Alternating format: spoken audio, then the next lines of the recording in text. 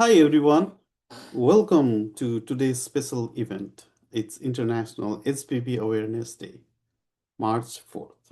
I'm Sadeep Shrestha, professor in the Department of Epidemiology at School of Public Health at University of Alabama at Birmingham. For this special awareness day, I also wear a different hat. I serve on the board of the International Papillomavirus Society. One less worry is the campaign, the campaign of IPVS that aims to reduce global cancer burdens by promoting HPV vaccination and screening. We have a great panel of experts today to provide facts about HPV and its association with human health. And I will introduce the speakers later. So, as I said, to get started, it is HPV Awareness Day. One less worry is the theme. So what is HPV? HPV stands for Human Papilloma Virus, HPV. It is very common virus. In about 80 to 90% of the people who are sexually active, they will be infected in their lifetime. There are different types of HPV based on the sequence, the low risk and the high risk. The high risks are the ones that causes cancer, and Dr. Broker will be talking about that. So what does HPV do? HPV can cause, different health conditions, starting with skin warts on the hands, feet, and genitals, the recurrent respiratory papillomatosis, and different cancers. On this figure, you can see the different cancers that occur in males and females. Most of the time, when we talk about HPV, it is related to cervical cancer. As you see from this pyramid, yes, it is the most occurring cancer from HPV. But there are other cancers, the head and neck cancer, vaginal and vulvar cancer, anal cancer, and penile cancer, occurring in male and female, as you see in the pyramid. Okay. Globally, there are about 700 new cases of HPV-related cancers occurring and about 400,000 deaths worldwide. Of course, cervical cancer is a big problem. It is the leading cause of cancer death in 37 countries. However, we have to remember the other types of cancers that HPV can cause. Just to give a synopsis here, this is the data from 2020. I know it's a little bit overwhelming, but as you can see, in 2020, there were 404 million cancer deaths in women. That resulted in about 1 million new maternal orphans globally. Of course, most of them are occurring in sub-Saharan Africa and some parts of Asia. Okay, so that means about 25% of maternal death led to orphans. But if you just look at cervical cancer in that same year, 341,000 cervical cancer led to 221,000 new maternal orphans globally. That's 65%. And similar observations can be seen at some of the resource limiting areas, even in developed countries. Here's the fact, the numbers, of HPV-related cancer cases here in United States. Okay, so if you look at this very carefully, there are about 22,000 or 22,600, oropharyngeal cancer in the United States occurring annually, whereas cervical cancer is about 12,000, 300. 91% of those cervical cancers are related to HPV, whereas 70% of the oropharyngeal cancers are related to HPV. But even with that, there are higher number of oropharyngeal cancer occurring in the United States that is related to HPV. So while we are focusing on cervical cancer, we should also be looking at these other different cancers that can occur in both males and females.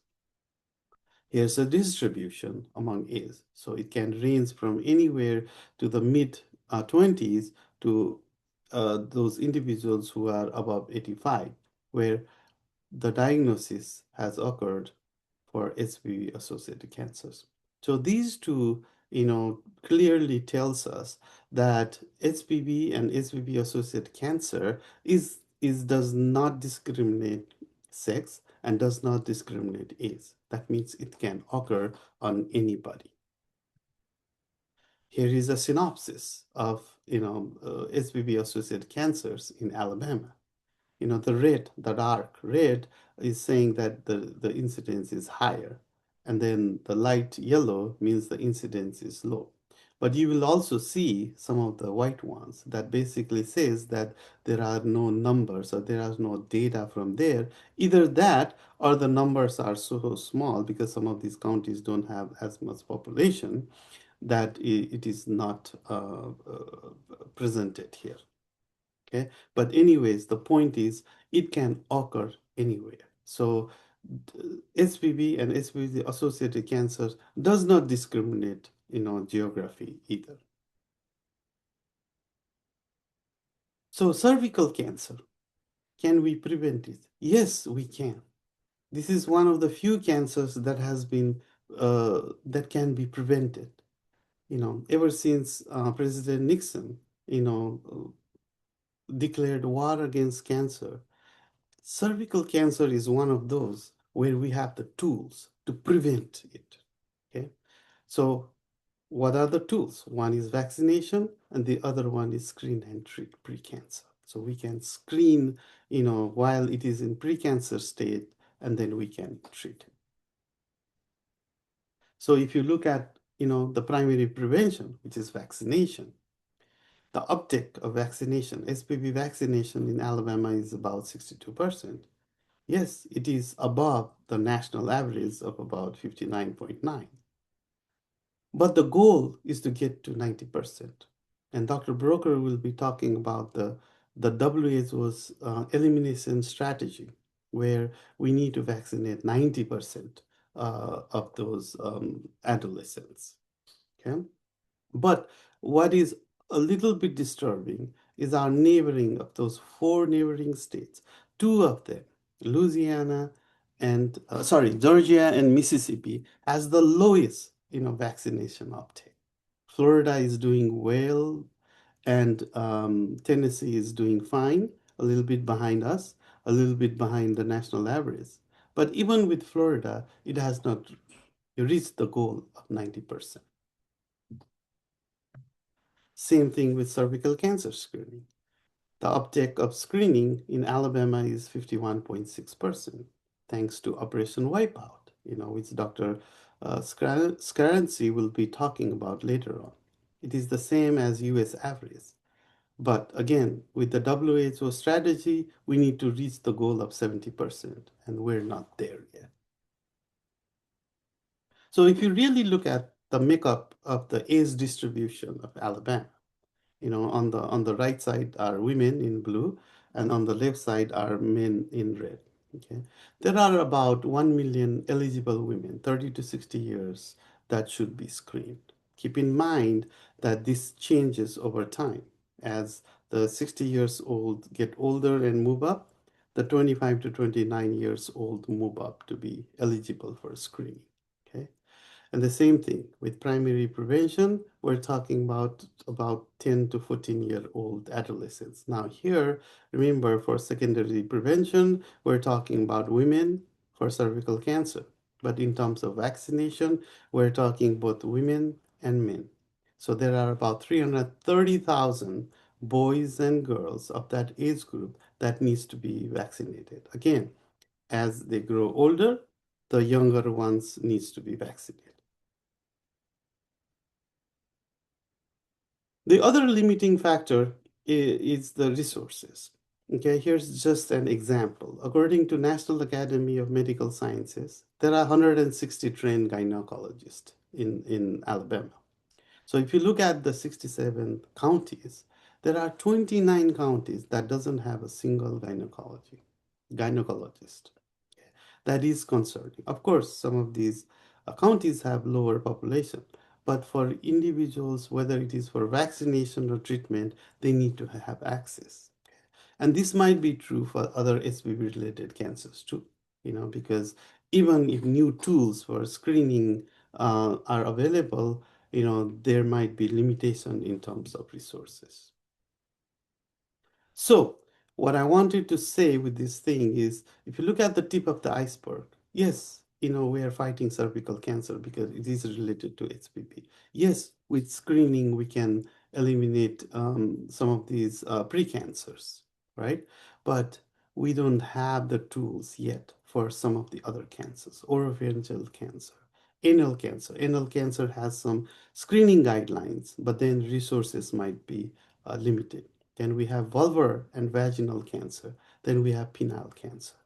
So the take-home message from this one is, yes, HPV, we need to be aware of it, but it is beyond cervical cancer. But then cervical cancer is one that we have the tools to eliminate, but we need to work on other cancers as well. We'll move to presentations by our distinguished panel of experts in HPV.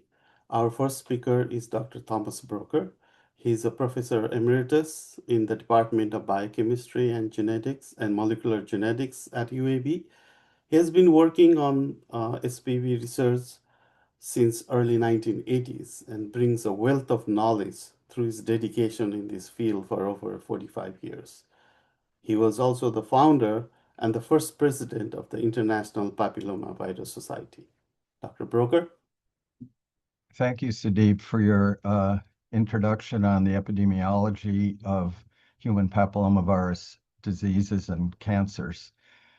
I would like to talk about some of the background information about the discovery of human papillomaviruses and their connections to a variety of associated diseases, with the timeline for the clinic and virologic research achievements that have led to our capabilities today. I'll also talk a lot about international communication and education, which is central to the implementation of what we can do with reducing HPV-associated diseases. So why should each of us be concerned, and how do we prevent infections, detect the viruses, and treat neoplasias? The papillomaviruses, as Sudeep mentioned, are a huge family of DNA viruses that infect just about every vertebrate, ranging from amphibians to reptiles and birds, and to most of the mammals, including humans. All PVs are specific for their host species and also for particular kinds of skin or mucosal epithelia, where they can cause warts, papillomas, or condylomas, names that really are not different other than that it's according to the anatomic site where these lesions are found. Essentially, all people are infected with human papillomaviruses as part of our microflora, beginning quite early in childhood and lasting often for a lifetime. But I want to note that most HPV infections are associated with cutaneous or external skin. Most of the 230 different types of papillomaviruses are benign. That is, they cause warts and so forth. However, certain high-risk papilloma types can establish persistent infections that may last over many years. And if they do, they can drive a benign infection to become a precancer, or with further neoplasia, progression all the way to cancers and metastatic disease. Fortunately, HPV vaccines can prevent infections by papillomaviruses, including the most common benign types that infect genital and head and neck mucosa. Those are HPV type 6 and 11. But also the multivalent HPV vaccines can protect against the high-risk papilloma types, primarily HPV 16 and 18, and others that are closely related to those two. The milestone developments in our understanding of papillomaviruses began nearly 100 years ago by studies of animal papillomaviruses, particularly those of rabbits and cows. And that work continued for at least 2 decades, where they were shown to be able to cause cancer in response to both the infection and co-carcinogens, including radiation damage, chemical mutagens, and immune dysfunction in the animals. One of the heroes of our field, George Papanikolaou, and his wife established pap smear cytology as a screening test for cervical cancer and precancer, enabling their early detection, work that was done in the 1940s. By 1950, the pap smear was beginning to be the primary screening test for HPV lesions of the cervix. The first human papillomaviruses were isolated from warts and papillomas by the mid 1970s. Prior to that point, people were not even sure what caused papillomas and the cancers. Molecular tests to screen for HPV were developed roughly 1986 to 88 using various molecular tests such as DNA hybridization, polymerase chain reaction, and protein biomarkers, supplementing initially and now largely replacing pap smear cytology for screening for infections and lesions. The HPV vaccines were developed and validated in the decade from 1992 through about 2002 when they were proven to be working. Several more years required FDA approval, and on May 6th, 2006, FDA approval was made available. There was an expansion of the original HPV vaccines to include other high-risk types in 2014. It's important as part of the dissemination of information that comprehensive monographs summarizing the global knowledge about HPVs and their many diseases have been frequently released and updated, starting in around 2012. And in 2018, the World Health Organization proposed a global campaign to reduce cervical cancer and other HPV cancers, initially focused on females, and then extended to include males just 2 years ago. Central to a lot of the communication has been the International Papillomavirus Society, which includes these public awareness campaigns. As I mentioned, for a long time, nobody knew what caused cervical cancer, and bacterial infections, and then particularly herpes viruses, were highly suspected. A small group of practicing physicians and basic research scientists, including Harold Surhausen, who I'll be talking about in a moment, became interested in skin warts and papillomas, and they began to informally meet in small groups of around 1975 with the initial cloning of HPV DNAs. And as for the next several years, these meetings remained quite small and focused. One of them, interestingly enough, occurred at the University of South Alabama in Mobile. The first open invitation papillomavirus was held in New York at Cold Spring Harbor Lab in 1982, and it immediately became an annual international event, originally attracting 128 people, and over the next several years expanding to several hundred participants who had very diverse molecular virologic skills and clinical care talents. Only by 1983 to 85 were human papillomaviruses isolated from cervical cancers and indicated as the driving force for these cancers. Again, I'll say more about that in a moment. But these international meetings became annual and were occurring throughout the world with our formal incorporation in year 2000 as the International Papillomavirus Society. With this 2026 year conference in Athens, Greece, recognizing the important contributions of George Papanikolaou, we will have met in 21 countries on 6 continents.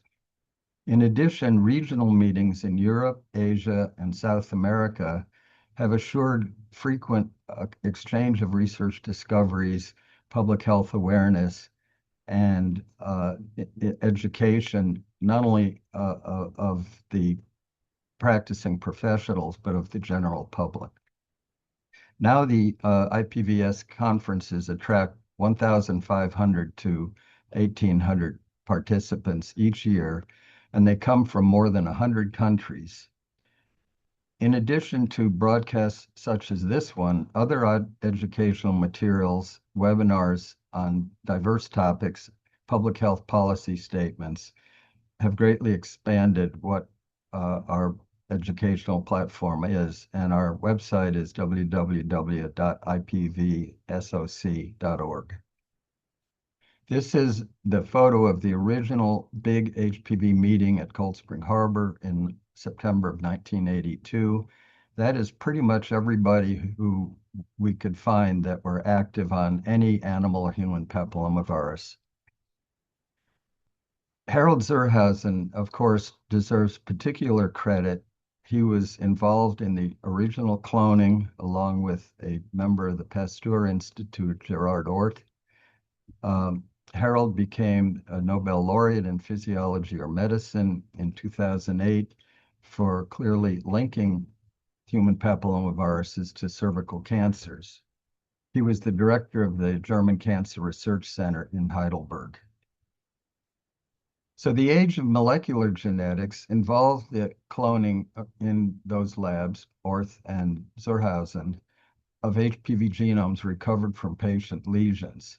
And it became clear over the next several years that different HPV types were associated with different anatomic sites and with different risks of remaining benign or potentially progressing to cancer. The genomes were sequenced in the mid-80s. 8 viral genes were identified, and the transcription patterns and gene expression of these genes was determined through the 1980s, largely in our lab here.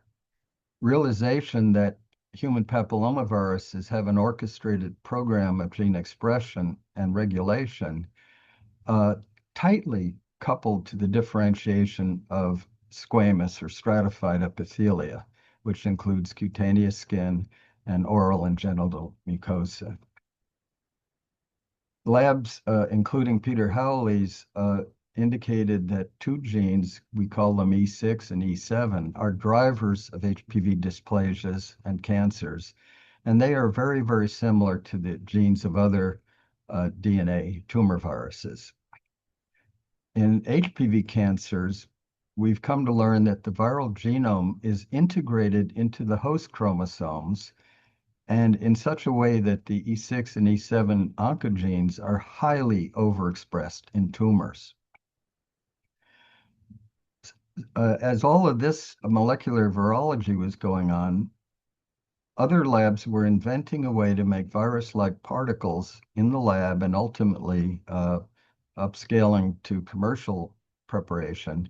And these virus-like particles have become the basis for the HPV vaccines. There was a development of a strategy to carry out the complete HPV infection cycle in a lab environment so that we could grow 3-dimensional skin in the lab.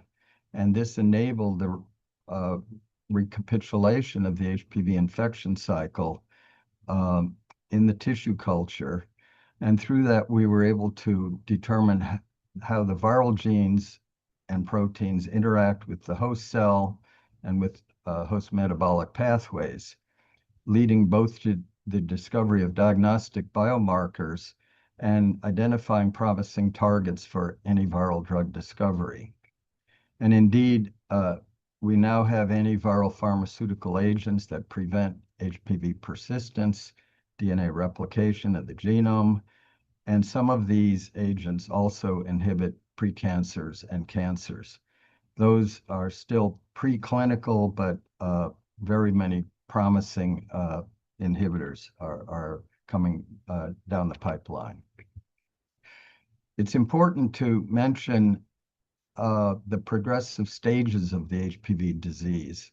Earlier, Dr. Shrestha showed the pyramid of the different HPV lesions that can occur, but another pyramid also can look at the grades of dysplasias and precancers and cancers. The original pyramid that I'm showing on the left was developed in 2002, but I've upgraded the numbers at each of these levels to current years. And fundamentally, about 670,000 cervical cancers a year. But the important thing is there are over 13 million high-grade cervical lesions and over 80 million active HPV sexually transmitted infections globally. And as shown earlier, there were many HPV cancers occur at other anatomic sites, both in women and in men. And in men, it's mainly oropharyngeal. The crucial thing is finding the precancers before they progress so that we have an opportunity for therapeutic intervention. We can't talk about HPV without understanding population dynamics, and I wanted to show this very briefly.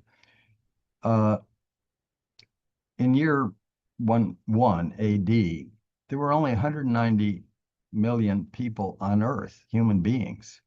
And that stayed relatively low until around 1800. There were plagues and other catastrophic events occurring in the human population until about 1800. But one of the great breakthroughs was the recognition that it's possible to develop vaccines against infectious agents. Originally, William Jenner with the smallpox vaccine in 1796, then Louis Pasteur and his Pasteur Institute against a number of other horrible diseases, rabies, cholera, typhoid, and the plague. And in more modern times, Salk and Sabin for the polio vaccine, the development by Fleming and others of antibiotics such as penicillin, the development of antivirals, particularly those against herpes and HIV, and then the development, as I indicated, of the HPV vaccines. And these preventive measures for infectious diseases is what is responsible for the ability of people to live well past childhood to adulthood, and is in fact part of this major reason for population growth. But this gives us a completely new challenge of how to keep all the people healthy and happy. So the plans for the management of HPV disease have to occur at different ways at different stages of life. In infancy and in adolescence, there's the opportunity for preventive prophylactic vaccination. In early adulthood, we need to set healthy lifestyles or modify behaviors that are perhaps not conducive to optimal health via nutrition and just maintaining activity and so forth. By mid-adulthood, it's the time for screening for precancers and providing localized topical treatments. And for the aging and elderly populations, this is really the time for screening and identifying cancers, but those require complex treatments and often palliative support. All of this lifelong healthcare requires implementation and capacity building locally, nationally, and internationally. And these involve human resources, physical infrastructure like clinics, logistical management of data, and epidemiologic assessments. And all of that, of course, requires adequate funding to become sustainable and universal. I want to briefly mention the great impact of human papillomavirus diseases in low and middle income countries, particularly. And what we know is that deaths from cervical cancers tend to occur in much younger females than, for example, any other cancer, including breast cancer. And when you look at populations, young populations, and those experiencing fairly early onset cervical cancer, it turns out that in half of the countries in the world, the years of life expectancy that are lost to cervical cancer exceeds the loss due to breast cancer. A totally shocking uh, uh, fact that uh, really highlights the importance of screening and identifying these precancers before they lead to that loss of life. In my personal opinion, the screening should begin by age 25 or within 10 years after sexual debut to intercept the precancers and make them available for therapeutic intervention.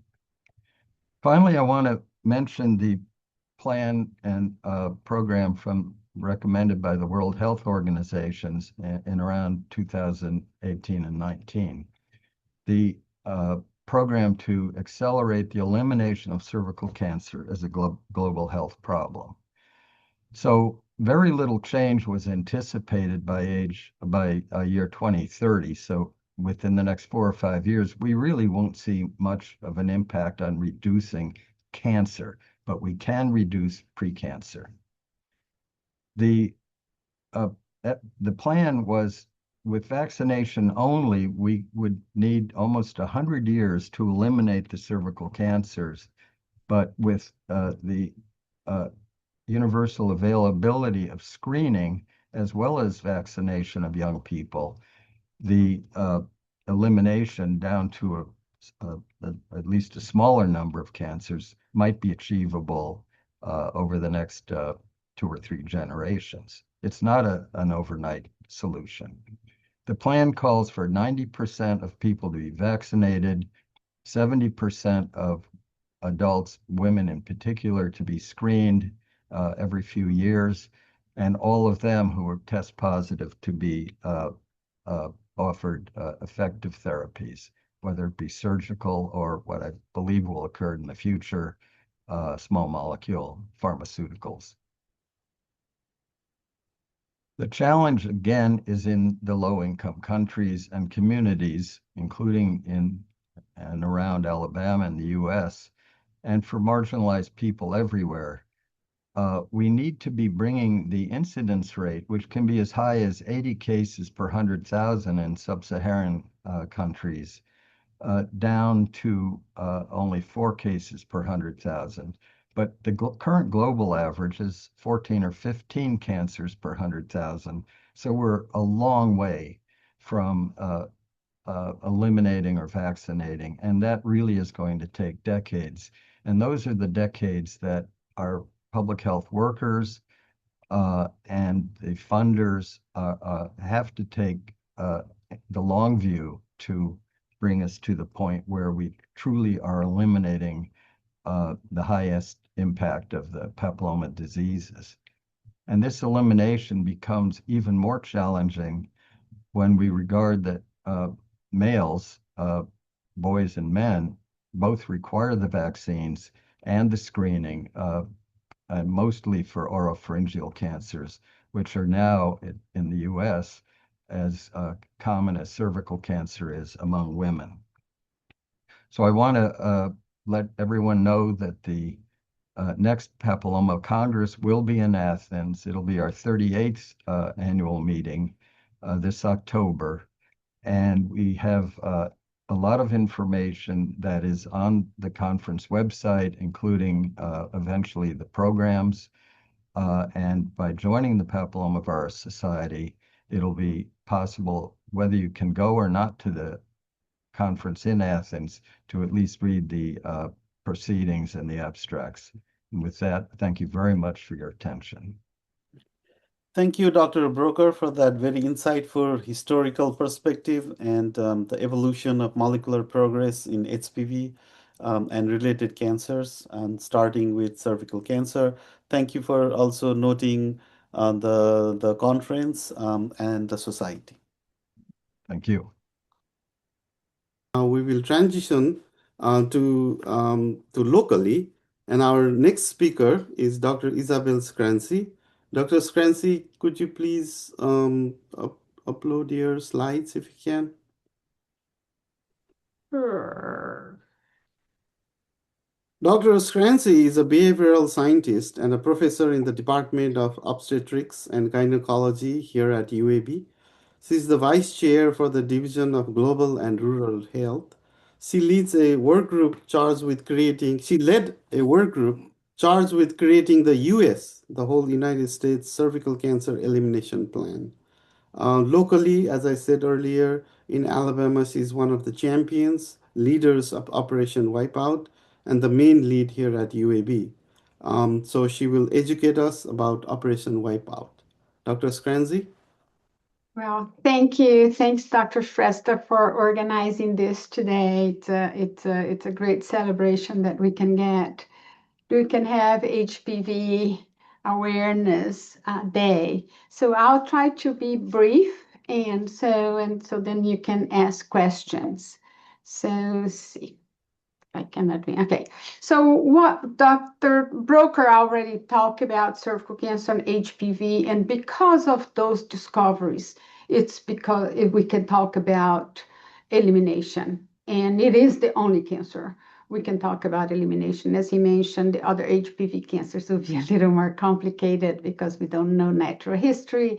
There's many other complications there.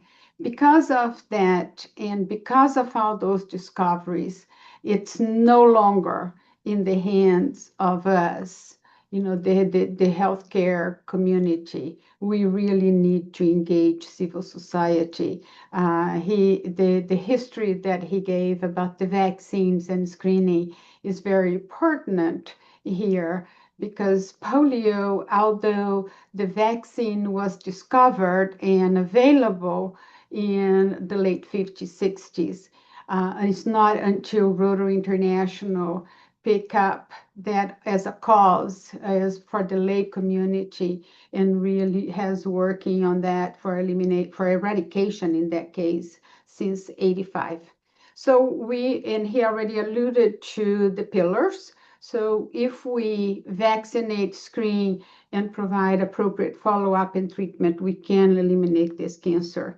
And that's where we gather people from all over the state, public health leaders, healthcare providers, and others, and came up with a plan to eliminate cervical cancer as a public health problem in Alabama. But we knew that if UAB launched it would not have no teeth, or if Rotary launched, that is a great partner on this, and I'll talk a lot about Rotary, had no teeth. So our state health officer launched the plan, with Alabama being the first state to announce an official plan for the state to eliminate cervical cancer. And now, just a few weeks ago, Louisiana, that we have been mentoring them, launched their plan. So now we have two states. So we started with a few partners and really no money. It's really to be a very grassroots effort. And we do not have one organization leading. It's everybody's part of it, belongs to everybody. We just have three different organizations. Of course, you always need somebody to organize. And that is us, UAB, as the academic Alabama Department of Public Health, that without them, we would not be where we are. Nancy Wright from the Cancer Prevention Control has been the champion for the state on this, and Rotary representing civil society.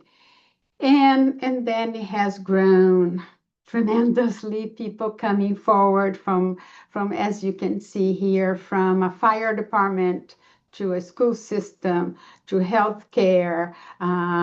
So today we have more than 40 partners to really help us implementing this. And on the right is a video that CDC commissioned on the importance of partnership, in Alabama being a model on how to engage different segments of society. And then we started just as now research, so we didn't need to control any variable, whatever people can do. Some of you probably saw the billboards all over the state that was paid by the Immunization Division at ADPH. We also, Wall Street Journal came to us. Some of the media did free space for us. And we also were featured in a documentary that's streaming on PBS on conquering cervical cancer in Alabama being a model. And then we start engaging the community. We said, well, how can we engage the community? Because people start coming to us and say, I'm a business owner. What can I do? I don't know what to do. I'm a Rotarian. I am a firefighter. And then we develop like, okay, this is what you can do for the different professions. And all that is on our website and available. And then people say, well, I am a business planner. I'm a pest control guy. How can I do this in my community? And then we started doing regional champion briefings where we train lay people to how to engage partners, how to develop an action plan, how to talk to hesitant parents about HPV vaccination, screening, or a woman who is resistant to follow up. And then we train them how to engage communities and partners, but also at the individual level with motivational interviewing, how to deal with people at the 101. That's where a lot of the action occurs. So some successes is awareness that cervical cancer can be eliminated in talking to Rotary clubs and community organizations. I think that has been the major eye-opening because we think that only uneducated people do not know about screening or HPV vaccination. And we found that a lot of political leaders and others did not know that. So that has been very important. Engagement of Rotary clubs has been critical for us because they know how to do this. You know, they have almost eradicated polio in the world. So that analogy to polio and what Rotary has done in using that infrastructure has been really helpful to us in the state. And now we're mobilizing Rotary International and doing it more globally. We'll see how that goes, but it's getting a lot of momentum. The engagement of colleges and universities. I'm not going to steal Magna's thunder because you're going to hear from how she and her group started here at UAB and have done a phenomenal job here at UAB. UA just launched and USA is about to launch. Of course, engagement of healthcare providers. We need more healthcare providers that are part of the Alabama Breast and Cervical Cancer Early Detection Program so they can provide screening to uninsured women and get reimbursed. And you're going to hear from Dr. Boitano. She has been another champion that has gone around the state with Nancy Wright, educating health providers on cervical cancer and the guidelines. And of course, we increased access to screening and HPV vaccination. And to the right, you're going to see that one of the challenges were, and this is also the work of Dr. Boitano, that a lot of women, after abnormal screening, do not come for follow-up. So the Alabama Department of Public Health decided to train nurse practitioners and deploy them to where women got screened instead of them coming to UAB or USA. Now they go and do screening, and it has been a model for the country because their show up rates that was in the 30% now is over 70%, and they have done really a great job.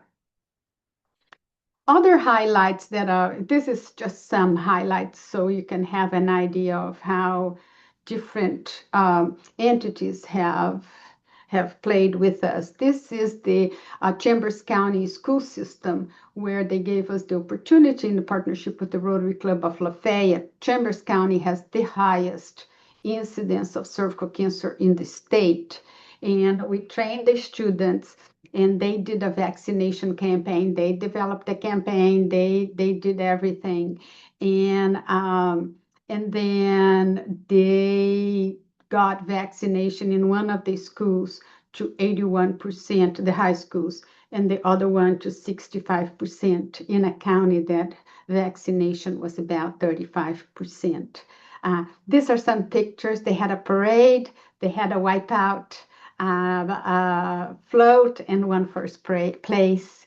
And then they develop a workbook, an activity book for middle school kids. And actually today they are working with middle schools to educate them on the importance of vaccination and send the message home about screening to their parents.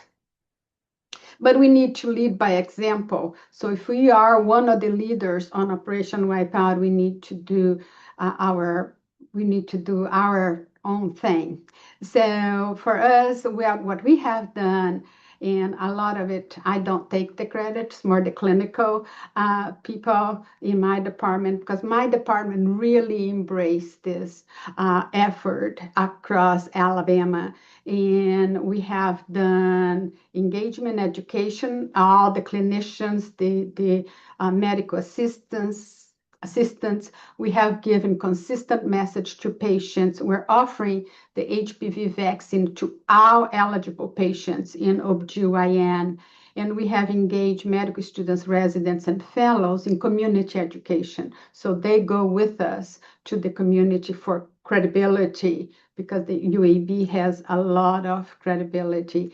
And this whole patient education in examining rooms. So when they have the screening, it cues as a patient activation for them to ask more questions from the provider. And to the left is an article on the UAB Medicine magazine last summer.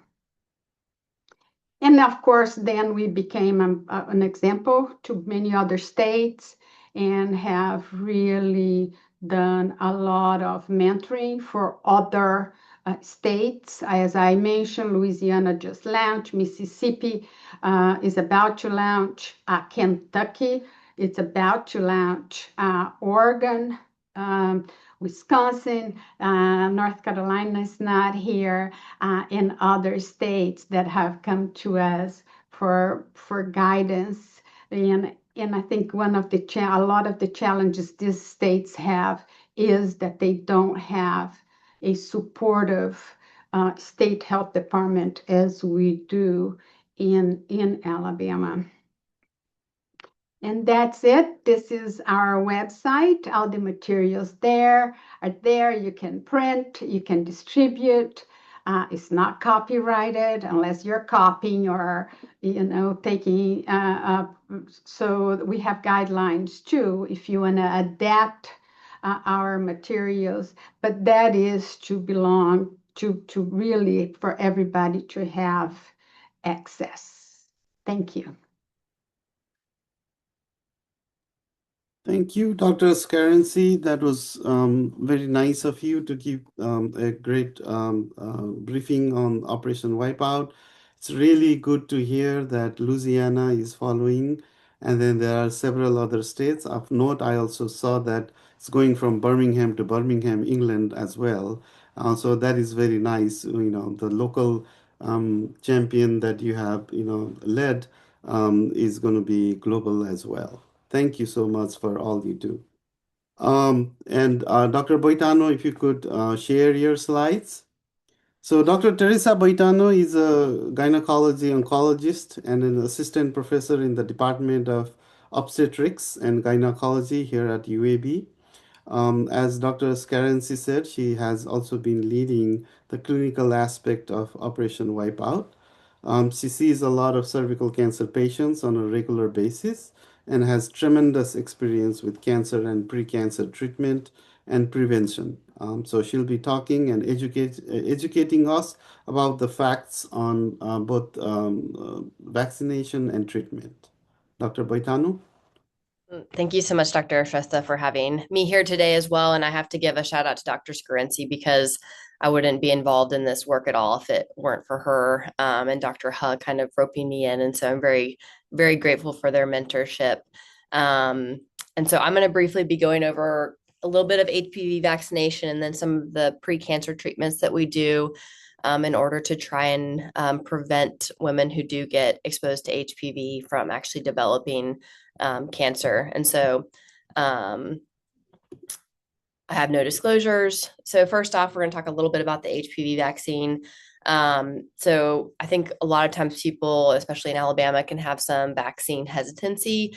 And so I really think it's important for people in the realm of public health and medical professionals to make sure they understand how the virus works to try and help alleviate some of those concerns. So it does not actually contain the virus, but instead it uses virus-like particles. And so it mimics the viral capsid, but doesn't actually contain the virus itself. And so a lot of people are worried that you're injecting them with the virus, which is not true.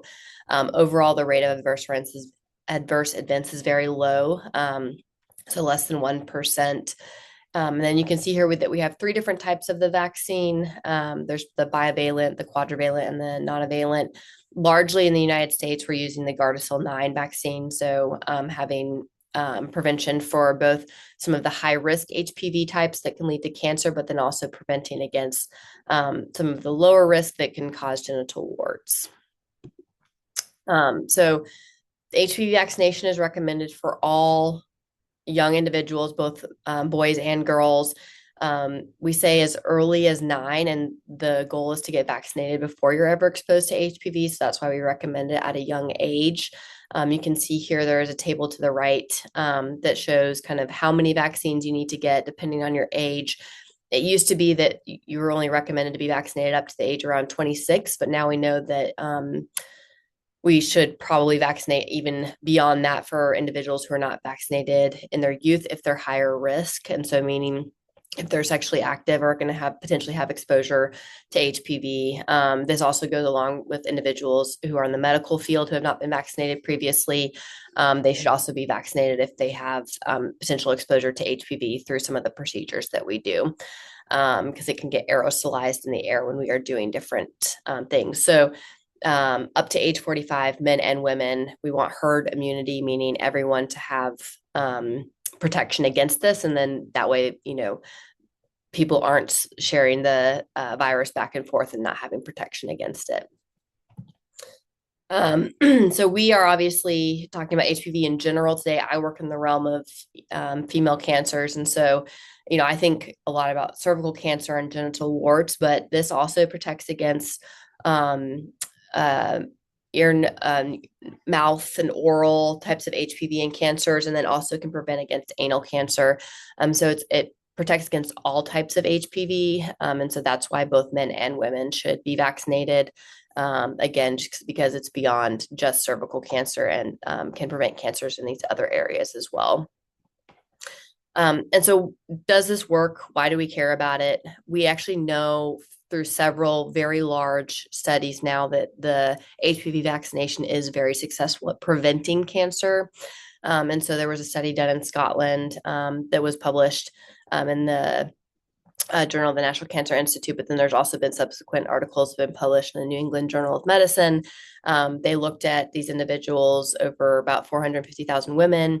They looked 40,000 of them had been vaccinated at an early age. And then some of them had been vaccinated at a slightly older age, but they discovered or found that none of the women who had been vaccinated at a young age or before 14 had cervical cancer ever or developed cervical cancer. Again, so just showing that if you get vaccinated early before you're exposed to HPV, this vaccine is very effective at preventing cervical cancer. And then again, just kind of really harping on that the vaccine is safe. So it has been extensively studied, similar to other vaccines, with millions of different people. It's comparable, it has comparable safety profile to other vaccines. And then they have not observed any signals that shows that it causes death, neurologic issues, autoimmune conditions, or blood clots.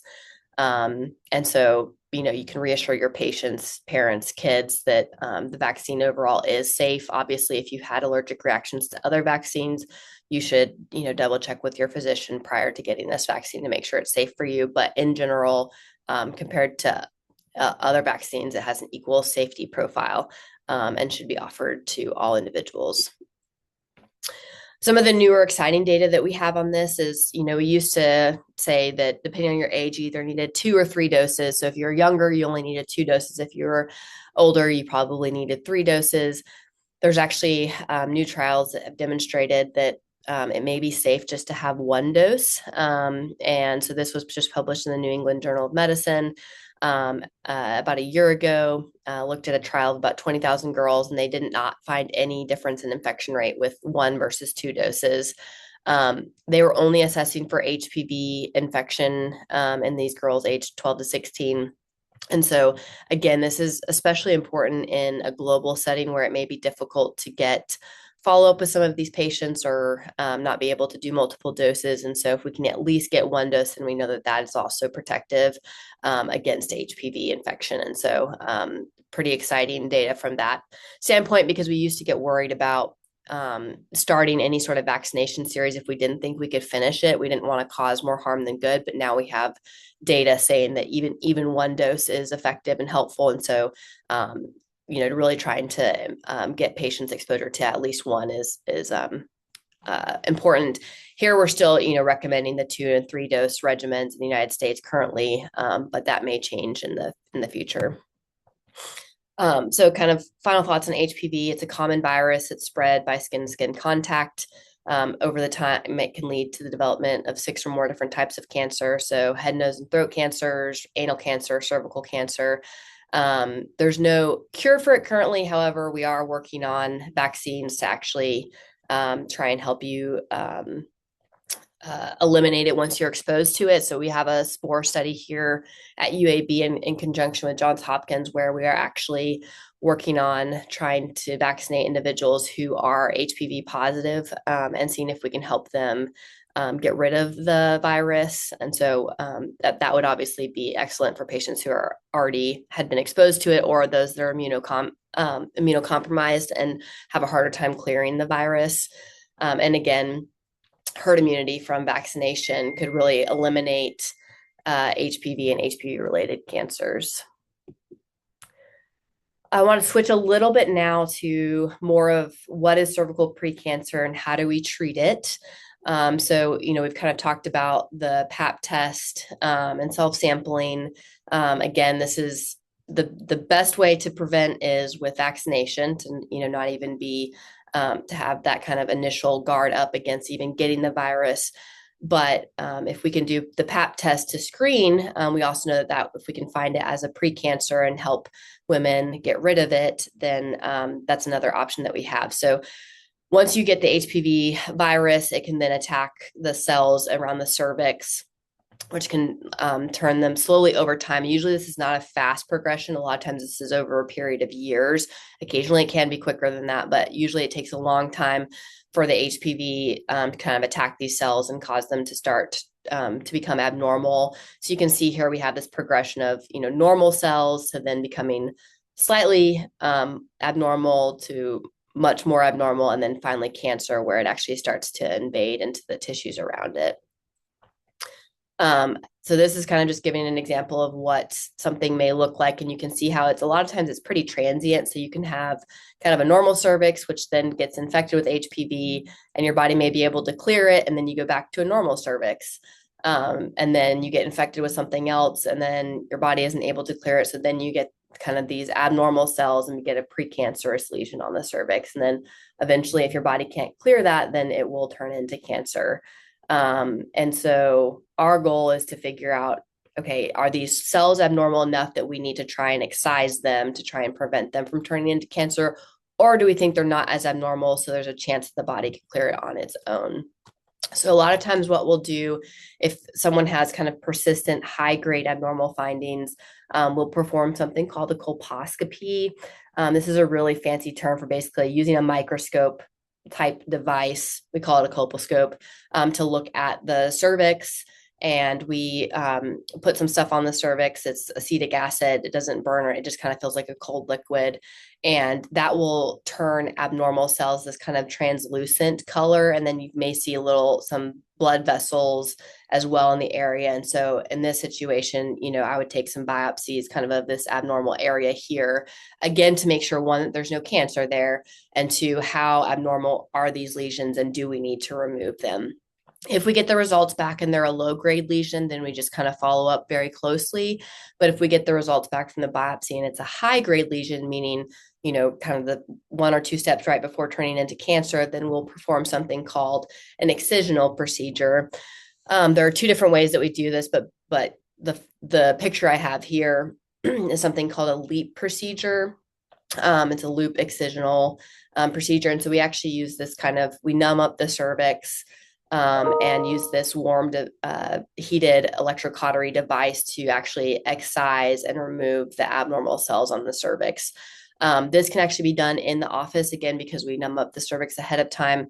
The other way that we can do it is in the operating room. And instead of using this kind of electrocautery device, we would again numb up the cervix and use an actual knife. And in that way, you have your margin status because you wouldn't have the edges that had been burned. So we can do that. And again, if it's not cancerous, then a lot of times these women, hopefully if we excise all the abnormal cells, can kind of clear the cervix and go on without having to continue to have these high grade lesions. A lot of times, if someone has a persistent infection, we will end up recommending a hysterectomy depending on their age and childbearing status. Obviously, if they want fertility, really trying to respect that and give them as many options as they can. I will say we've gotten a lot better. We even have patients who have cancer now, and we're able to kind of excise the cancer from the cervix if it's small enough, and then they can actually go ahead and get pregnant. And I had a patient recently who was actually able to have a baby after that. And so, we are really trying to make sure that we can help women, still have their fertility options.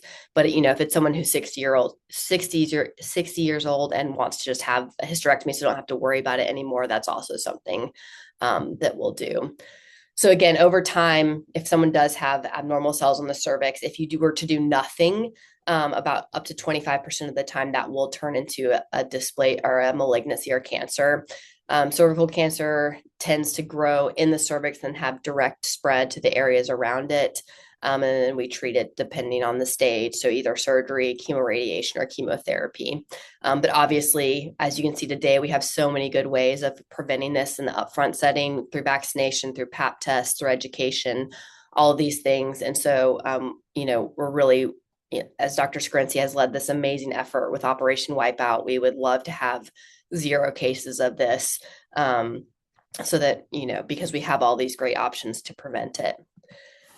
So in summary, again, cervical cancer is the 3rd most common gynecologic malignancy, most frequently caused by HPV, but it's preventable. And so through the HPV vaccine and Pap test, we know that we can prevent it. And if there's one thing that I can say today is that your voice is very important, being educated about this and sharing this information with your friends and families and colleagues, making sure that they're getting the proper screening methods, making sure that they've been vaccinated if they need to, and kind of having that information, I think, is one of the ground grassroots movement with this. I think is really how we're going to be able to eliminate cervical cancer in the United States.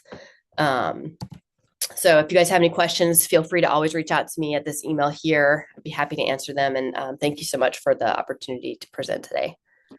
Thank you, Dr. Boitano, for simplifying in many ways the vaccine and the treatment, the clinical aspect of it. So now we'll move to the 4th speaker, Miss Meghna Penumidi. She's the Executive Chair of Operation Wipeout here at UAB. Meghna, would you like to upload your slides? She's majoring in biology for undergraduate and also doing her master's of science in multidisciplinary biomedical science. She will talk about, some of the organization, the organization here at UAB that she has formed or led under the mentorship of Dr. Scarency. And she will be talking about some of the great work that they have been doing and also talking about how other students can be involved in it too. All right, with that, Meghna, go ahead. Oh, thank you so much. Hi, my name is Meghna, and thank you so much for this opportunity. I'm very, very excited to present. And yes, I would love to talk about Operation Wipeout at UAB. So today I'll be talking about how we have gotten involved, how we even started, as well as how we have led different student-led initiatives to kind of improve education and awareness, as well as eliminate cervical cancer at UAB. All right. So, as I've mentioned about our mission statement, Operation Wipeout UAB aims to eliminate cervical cancer and promote HPV awareness and education to all undergrad students.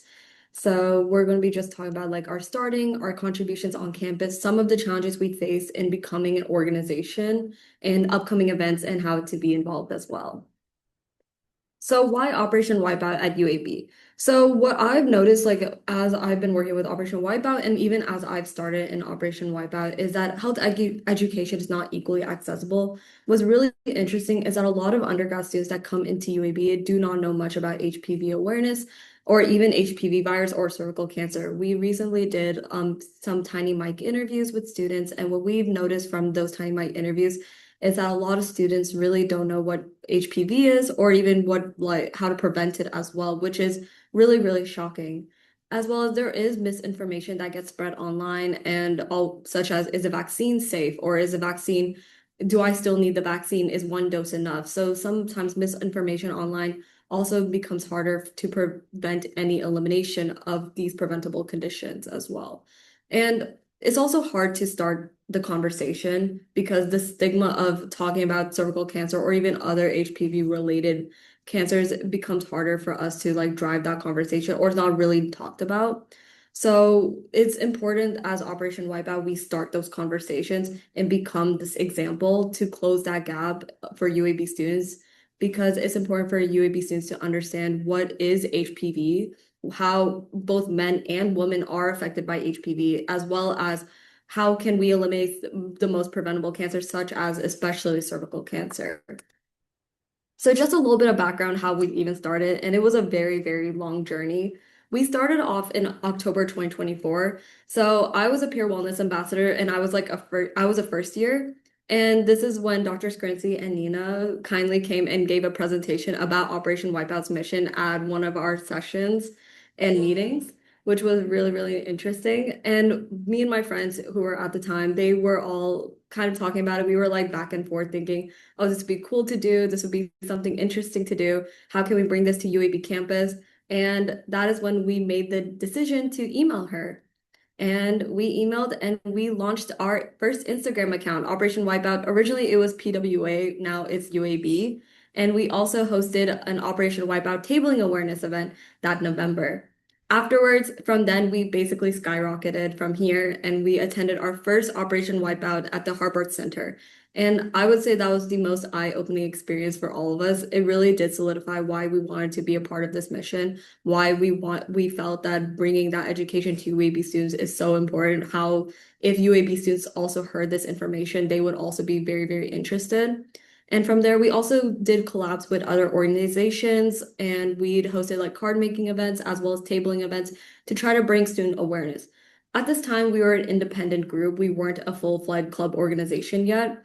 So we realized some of the drawbacks we were having with all of booking or even finding venues. And so after April 2025, when we hosted our first cervical cancer seminar collab with the OBGYN fellow, one of the doctors at OBGYN, it was very, very interesting, but also it made us realize some of our shortcomings as a club. So that June and July, we worked really hard and we were finally recognized as a club. And now we're able to book other venues and book other buildings and properly host events and promote it on our Instagram as well. So in order to bring awareness of not just awareness of the club, but also bring awareness of different such as information we have in Operation Wipeout, such as our 3 pillars, we tabled over 7 sessions at the summer orientation. Normally clubs would table 3, we tabled 7 to try to get every single incoming student who is coming to know what Operation Wipeout is. And we both hosted our first Operation Wipeout at UAB orientation, where we posted about leadership for students to be more involved with our club. And we were fortunate enough that we had many, many applicants. And we took every single person because we believe every single person deserves to know, every single person deserves to understand also. And we gained 20 students in leadership. So from here on, from October 2025 to December, we volunteered with the Laura Crandall Brown Foundation. We also started hosting more flu vaccine drives with Student Health and Wellness Center collaboration. So we organized an HPV and flu vaccine drive. And we also collab with medical students at the Kirkland Clinic to do tabling awareness. Now, January 2025 to now, few of the other Operation Wipeout new members have also attended the Operation Wipeout Summit in Mobile. We finally opened a bank account, so now we're able to fund ourselves, and we hosted more and more collabs with organizations. What's really, really interesting as we have progressed throughout this timeline is the noticeable difference in our presence and also who is coming and asking us to collab. These days, I have more and more collab requests now compared to when we started off as an independent group, which is very, very exciting to see how much growth we have made and how much students are getting more interested as we're bringing that conversation to the students. So just a little bit of people who are involved, because every single person deserves to be mentioned here. We have more students, but here are the headshots I could find of each student. We have amazing leadership. So I am on the left as an executive chair, but the other 3 people who are with me have been in this organization since the beginning. We've started. Sammy, Akena, and Maiwa have been amazing. They have been working so hard in hosting all of our events. And we are so, so fortunate to have so many members who joined and who are welcome and who have also learned so much from being a part of the club, as I always continue to learn each and every day more and more facts about HPV and more about upcoming news as well. So just a little bit more of information on what exactly do we do. We host creative mission-driven campus events. So as I've mentioned before, in order to drive that conversation, it's not exactly easy just saying information about HPV awareness. So we try to also incorporate activities like card making, where students can come make cards and we deliver to patients at the OBGYN, as well as we try to host like different events such as a research panel or a med panel to try to drive that conversation for students to come and learn, as well as see how that can be translated into future careers as well. We also post about HPV and cervical cancer facts on our Instagram, and we collaborate with other campus health organizations and distribute educational flyers at each and every single event we host. We also have facilitated vaccine outreach. So as we have mentioned before, a big goal of ours is to eliminate cervical cancer at UAB. So we've been working with Student Health and Wellness Center and hosted HPV and flu vaccine drives. And many students when they come for their flu vaccine, we also offer the HPV vaccine, and we were able to get few people to vaccinate as well. And we've also helped lead volunteer events with community partners like Laura Crandall Brown Foundation, and really did drive a lot of interest and led us to work with the community more as well. And we organized different career development and leadership workshops and seminars as well. So what has our impact been? As much as I can talk about what we have done, it's important to know like what exactly is our impact since now. So from starting off as just 6 members who were just interested in learning more about HPV, learning more about Operation Wipeout and how to be involved, we grew to having our big general body to be about 95 student members with 20 student leaders on the leadership committee. And from a 0 Instagram following account in November, we were able to grow to 200, which is very, very very amazing, and I'm very excited for the new progress as we are making in the upcoming year.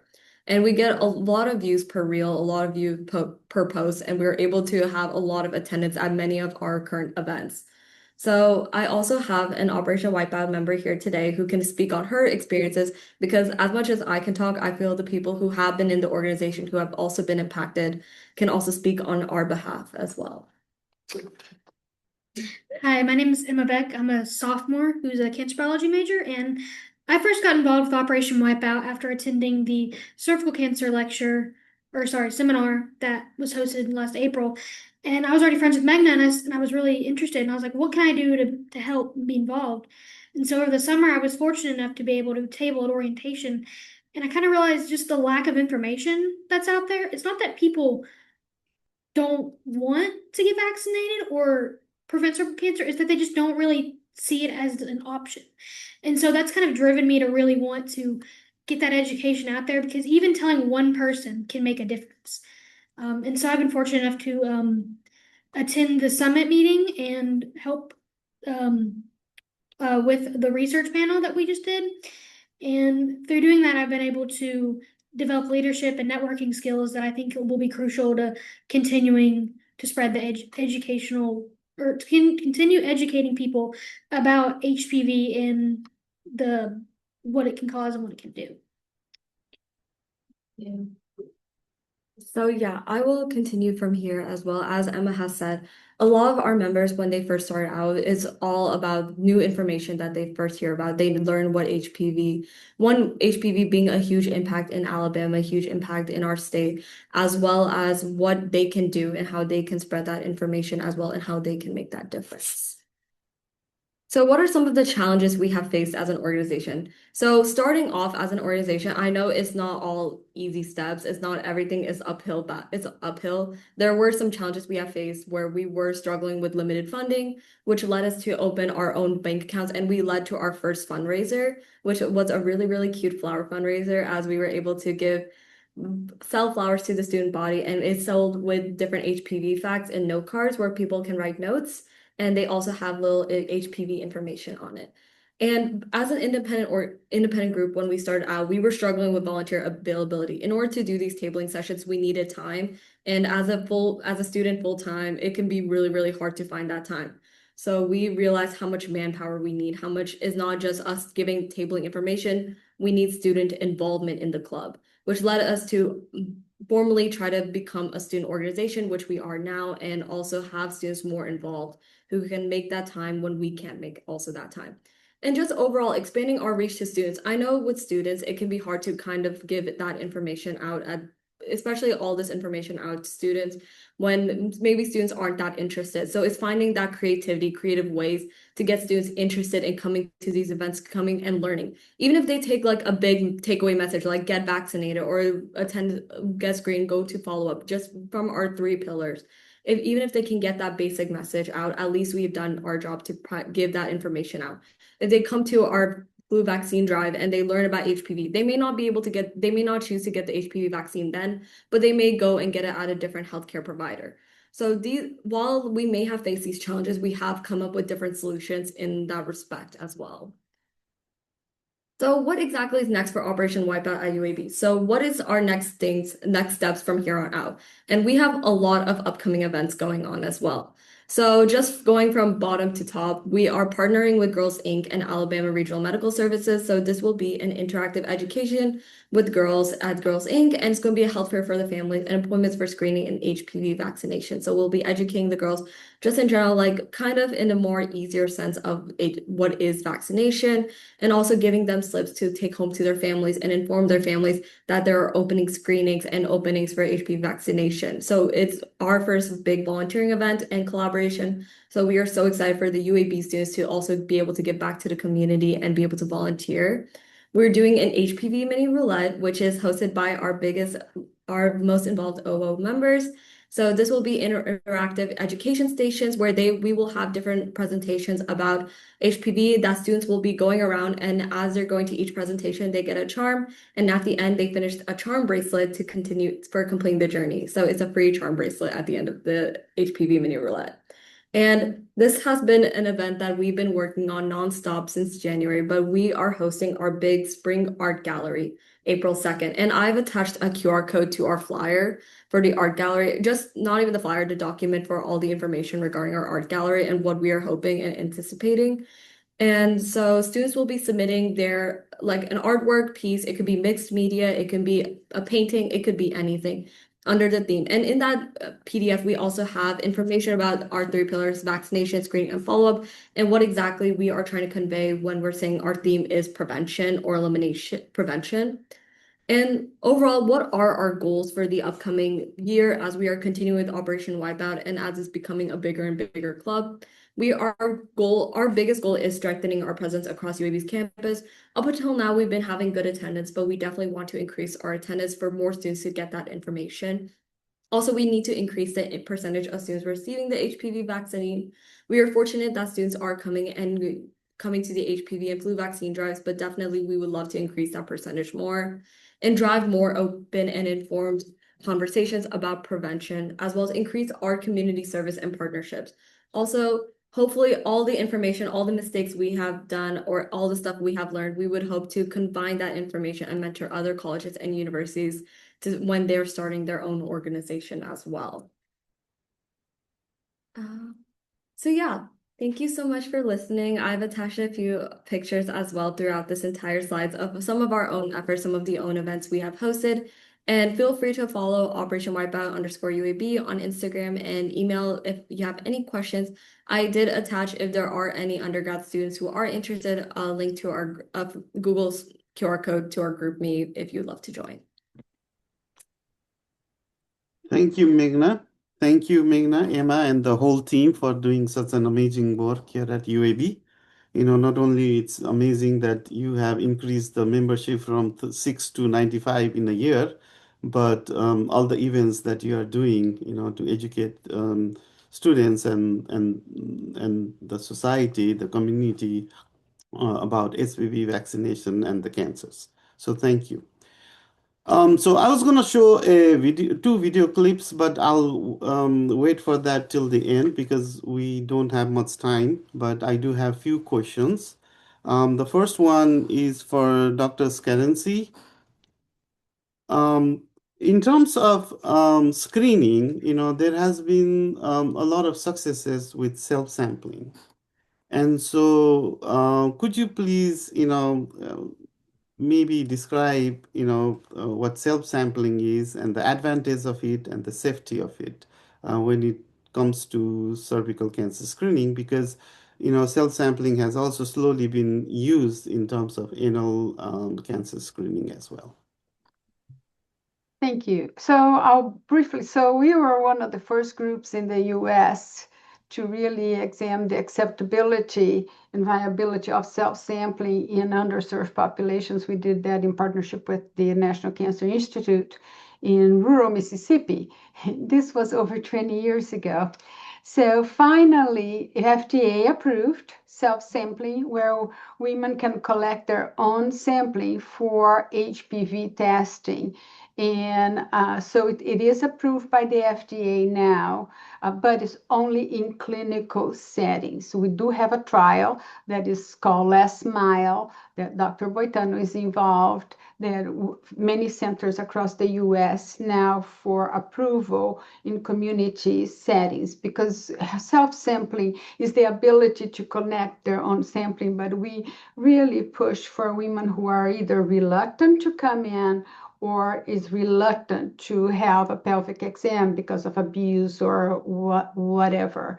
So was approved by the FDA, and now it is reimbursed. So if you go to the clinic and don't want the provider to collect your sampling, that option is there and is covered by insurance. And just, I think last month, now is also being covered by the CDC funded program for uninsured women that every state has. In Alabama is the Alabama Breast and Cervical Cancer Early Detection Program, where if a woman goes to the clinic, not at home, there is a home test that was approved by the FDA, but has a few challenges in the implementation at the population level.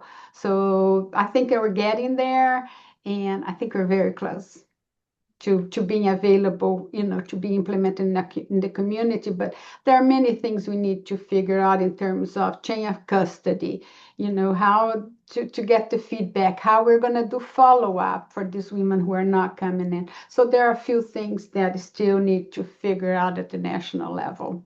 but we're moving in that direction. All right, thank you. Dr. Boitano, would you like to add anything to that? Yeah, no, I mean, I agree with everything that Dr. Scarinci has said. I think the one thing with self-sampling that, as a clinician, we want to make sure is that women are still coming to their appointments. So, if it's self-sampling and not coming to an appointment, because we still want to examine them down there, this does well for seeing if they're HPV positive, but a lot of times they can have other potential lesions in the vulva or vaginal area. And so we don't want it to replace clinician exams, I think is the one important thing to mention. But other than that, especially for patients who, either don't have access to an OBGYN or someone like that, I do think it is an excellent kind of step forward to try and really catch some patients who may slip through the cracks. All right, thank you. The next question I have is for Dr. Broker. So one of the things that you talked about was the different kind of papillomavirus, because we were specifically focusing on human papillomavirus, but each animal or species has their own papillomavirus. So could you comment on whether if there is any evidence showing that, papillomavirus can be transmitted from pets or other animals. At the same token, you also talked about warts. So could you also comment on if and how HPV can be transmitted from the warts? Okay. Well, there's no possibility of any human catching any animal papillomaviruses. All the papillomaviruses, which go all the way back in evolution to some fish, but lots of reptiles, amphibians, birds, essentially all the other mammals, but they only are species specific. And the human papillomaviruses only infect humans. They don't infect animals, and the animal viruses don't infect humans. Your pets may have warts, but you can handle your pet just as you would normally love to, and without any risk of acquiring something from the animal source. The warts in general, I can simply say, and this is not to freak anybody out, but it's simply papillomaviruses are part of the human condition. They're absolutely part of our normal microflora. Studies have shown that babies are acquiring skin HPVs within a few weeks of birth, probably by breastfeeding against their mom or just being within a family. And the favorite place that papillomaviruses love to live is in hair follicles. And I guarantee 100% of people have that. But they're not a problem. They're not going to make your hair fall out. Other things are pretty good at doing that, but papillomaviruses are not going to be a problem, but they are everywhere. The ones that matter at one level are finger warts and plantar warts on the feet. Those can be painful. They can be cosmetically not so nice looking. And those do have some chemical treatments, pharmaceutical treatments available over the counter at drugstores. But all of those things are not terribly specific. The ones that really matter are genital warts because they can be very infective to partners, and those are the low-risk papillomavirus type 6 and type 11. So again, they're problematic as a sexually transmitted infection, and they're certainly communicable to partners. And that's one of the things we and others are working on is try to figure out simple pharmaceutical ways to suppress them. And I can confidently say that there's some really good candidates moving through this clinical trial system. but they should be taken seriously and cared for by healthcare providers at this point. So I'll leave it with that right now. All right, thank you. My next question is to Dr. Boitano. Talking about vaccines, there are two types, one is prophylactic and one is preventative. Can you comment on the type of vaccine the HPV is in the context, should women who are sexually active, should they be taking the vaccine? Or if somebody is already infected with HPV, should they be taking the vaccine? Yeah, so we used to kind of have some back and forth on this, but I think now we say you can be, if you're sexually active or you're, potentially going to be exposed to HPV, you should get the vaccine because you can be exposed to different types of HPV, given there are so many, and we know that the HPV vaccine protects against 9 of the most high risk versions of that. So we still recommend 100% that even if you've already been sexually active, you should still get vaccinated up to the age 45. And again, for healthcare workers, it should be a conversation about your potential exposure risk as well. But 100% you should get vaccinated. All right, thank you. Dr. Scarency, do you have any comments anything to add to that? No. All right, Dr. Broker? I totally agree. Even if a person has one or two of the either low or high risk types, there are still others out there. Actually, one of the big challenges right now is how do we get the vaccines globally to the low and middle income countries, to places that have never had adequate medical care. 48% of all the HPV vaccines made by Merck, as Gardasil 4 and Gardasil 9, was distributed only in the United States. The other 52% went to other generally high income countries. Essentially, nobody in the low and middle income countries has had much opportunity for access. It's running in the best of cases, maybe 10 or 20% of the population of just a very narrow age group just in the last 3 years or so. So 20 years in with the vaccine, there are more people on Earth not vaccinated today than there were 20 years ago when the vaccine came out. And that should be shocking. So WHO has, with cooperation by GSK, GlaxoSmithKline, and Merck, enabled companies in China and in India to begin manufacturing essentially generic versions of Gardasil. But to my dismay, they're primarily promoting vaccine against type 16 and 18, the two most high-risk viruses. But for economy, they're not including the other 7 the other 5 high-risk types that are in Gardasil 9. And studies have already shown that while cancers due to HPV 16 and 18 are being eliminated in people who got the vaccines 20 years ago, they're not really eliminating cancers. They're eliminating the pre-cancers because it takes about 20 years from infection to cancer.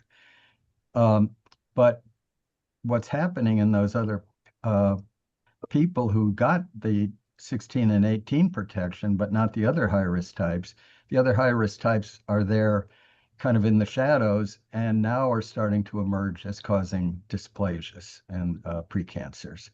So the real lesson is we have to broaden the number of HPV types that are targeted in the ones going to the developing nations. They can't just be 16 and 18. They have to be all the high-risk types and adding even 1 or 2 more that aren't currently in Gardasil.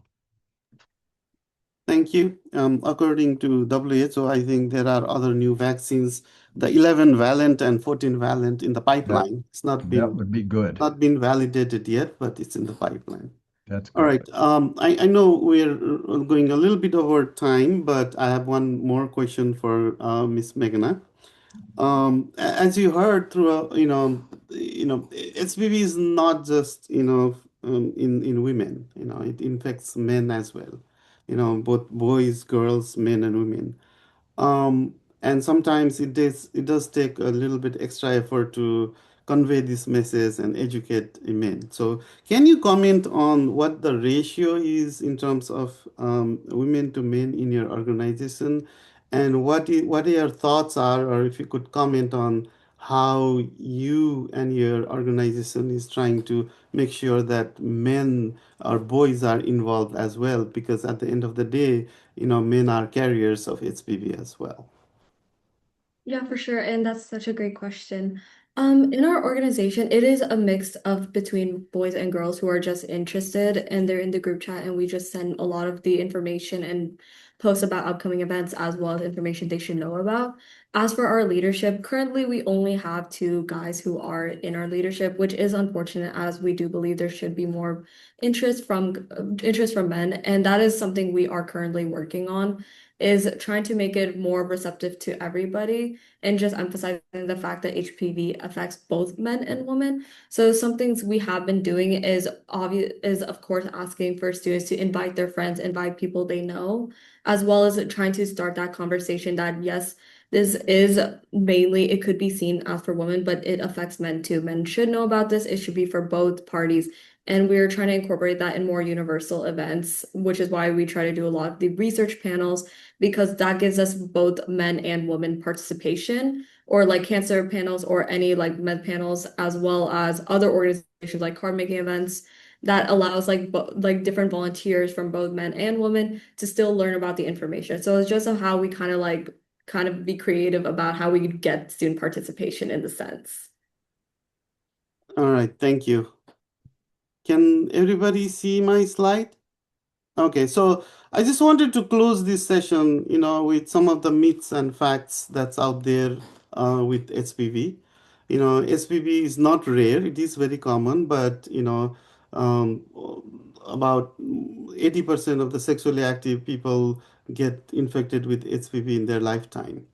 Of course, multiple partners is a risk factor, but even having one partner can infect you with HPV if that partner has been infected with HPV before. HPV only affects women, so only women should be vaccinated. That's a myth. HPV is common both in men and women, so vaccine is gender neutral, meaning both boys and girls should be vaccinated. HPV vaccine is unsafe. No, that is not true. There's data from over 25 years, and you've heard from speakers too that it is a safe and very effective vaccine. Having HPV means it is uncurable and that I will have cancer. That is a myth. Just because you were positive for HPV, that doesn't mean you have cancer. That doesn't mean that it will persist forever. It's only about 80 to about 15 to 20% of the individuals where HPV persists and it develops into precancer and cancer. So while it's developing into persistence or precancer, there is opportunity to be screened and treated. If I am vaccinated, I don't need to be screened. That's not true either. Like we just heard recently, there are different high risk type. Yes, the vaccine is targeted for the main types that causes cancer, but there are other high risk types as well. So with that, I wanted to, end this session. A reminder that there's an International Papillomavirus Society conference in October in Athens. Please join me in thanking all our speakers for their insightful information that they provided. And so with that, I will close this session. And if you stick around for one more minute, I can show you a video that I wanted to share. Um, can everybody see this? Hi, my name is Jason Mendelson, and I'm a survivor of HPV-related tonsil cancer. Here's my story. At the age of 44, I had a small bump that appeared on my neck out of nowhere. And weeks later, ended up having a radical tonsillectomy, neck dissection, 42 lymph nodes removed from my neck, followed by 7 weeks of chemo, radiation, and a feeding tube. I had never known anyone diagnosed with this cancer diagnosis and really had never heard of it. I knew HPV had something to do with cervical cancer, but certainly not tongue, throat, and tonsil cancer. I was so nervous and worried that I made videos to our 3 kids saying goodbye, decided to go public with my cancer story to save the lives of boys and girls for generations to come, talking about the HPV vaccine that could protect them from preventable cancers. HPV affects all of us. Together, we can beat it. If this happens, please go to your nose and throat doctor and get checked. Thank you. All right. Thank you all for sticking till this end. Thanks to our speakers, Dr. Broker, Dr. Scarency, Dr. Boitano, and Meghna. Thank you all, and hope this momentum of HPV awareness goes beyond this session, and hope to see you all next year to celebrate, not to celebrate, but to make sure that we acknowledge the HPV Awareness Day in 2027. Thank you all.